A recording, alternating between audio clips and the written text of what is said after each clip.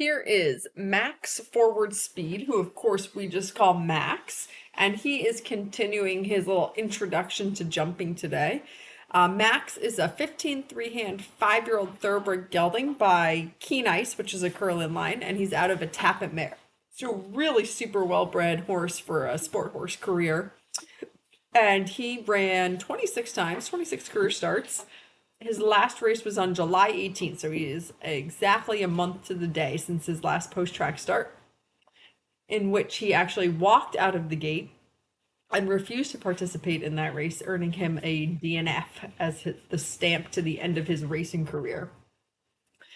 So I'm quite obsessed with Max. I think he is just the cutest little nugget, and he is going to be such a fun horse for somebody to develop. So today we're just sort of working on continuing to develop his early jumping skills. We did one ride last week, I think it was, where we introduced some poles and things, and he was super easy and good. And so we're just sort of continuing along those lines. So I guess one thing that I don't do well as a seller is that as I'm introducing young horses to jumps, I want it to be as blissfully boring as possible. The problem with that is that it's not very wowing. It doesn't really pop because the horses aren't over jumping or, coming with a huge amount of enthusiasm, which tends to make a fantastic picture.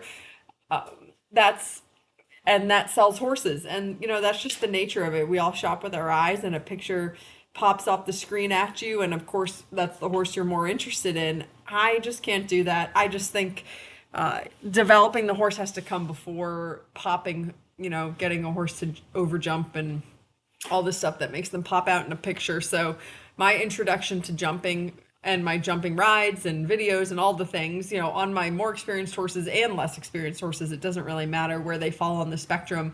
I feel like I'm doing my job correctly when it's just super boring. Because that means that the horse is understanding, they're rideable, they're all the things that we want them to be, and that's what makes an enjoyable horse to ride. So that's my explanation for why this is such a boring video. But essentially what we're doing here is just trotting down a line of poles in both directions, and the emphasis is of course on straightness and hoping that he's gonna figure out his footwork a little bit. And actually he was so cute and easy with his footwork. He really trotted over the poles nicely, so that was super. A little bit of left drift here on that inside shoulder, which is to be expected. When you're introducing a horse to jumping and poles, you have to expect that they're going to be a little bit crooked and need a little bit of correction, or else they're not a green horse. We're not expecting Max to just come out knowing what to do, but I have to tell you that all in all, he was incredibly easy.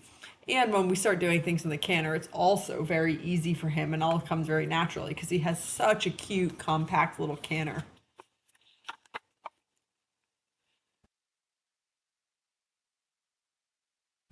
And so this is all very adorable, and it feels good from his back, and it looks very cute back on the video.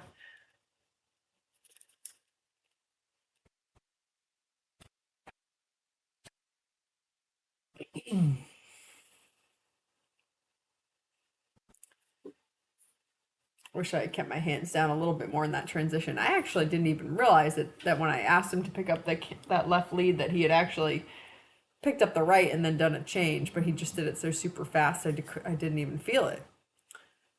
So the first time we were going to canter down to the poles, I just wanted to do the one just to make sure he was understanding, and that was just absolutely cute and perfect.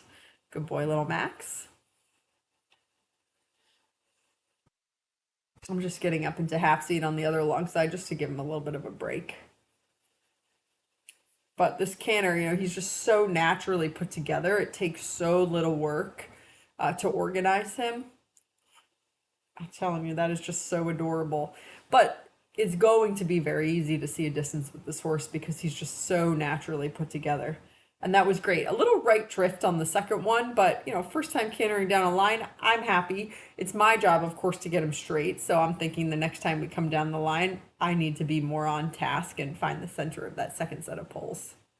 And that was a really good left canter transition, much better than the last one that we did.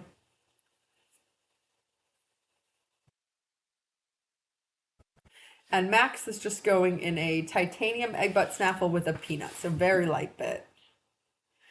And he's a horse that wants to be super duper round. I would love for him to pick up his pole and stick out his nose a little bit more, but that actually takes quite a bit of strength and he just doesn't quite have yet. And he just cantered down that line of poles absolutely straight as an arrow and perfect. So that was great. So he's going to get a little walk break here. So then we, of course, made some little X's. And yes, I'm letting him walk over the X's. I'm a firm believer in letting horses walk over anything and everything that they can safely do so from out of the walk. I don't want there to be any surprises for him. I want this all to be very relaxed. And horses should learn that they can walk over things without it being a big fuss. I would prefer that he not pop into a trot or actually even make a jumping motion, that he just learn that on a very casual, loose rein, he can just walk over things, because then that shows there's no anxiety or tension underlying whatever's going on, if he can just do that on sort of a loopy rein and in a calm walk. So we did the cantering of poles on the ground off the left, so now we're going to do the X's off the right. And that was just totally adorable. He really just does this so naturally. And again, just so cute. Couldn't ask for better. So obviously we're coming down a line, so I would like to graduate to the point where we're cantering down the line. So I'm going to ask, but I'm not going to force. So there, my leg is on. I'm encouraging him to keep cantering, but if he tells me he needs to trot, then we will absolutely trot. And it's really not a big deal at this point because he is completely understanding that you use the X as a canter transition. So every time he's jumping the X, he is in fact landing in the canter. So it's not like there's a disconnect for him here. He's understanding the footwork and the job at hand. So if he needs a beat before he's ready to start cantering on the approach to the X, there's no problem with that. And again, his canter is so fantastic that it's not going to take long for him to realize that actually that will be easier for him. And yeah, that was perfect. Good boy. And so we didn't get there on the perfect stride. It was a little bit of an add up. But again, a horse that canters like this with this compact frame, the add up is going to always be really simple for him. And it was great. Add ups are wonderful. I would always prefer the add up.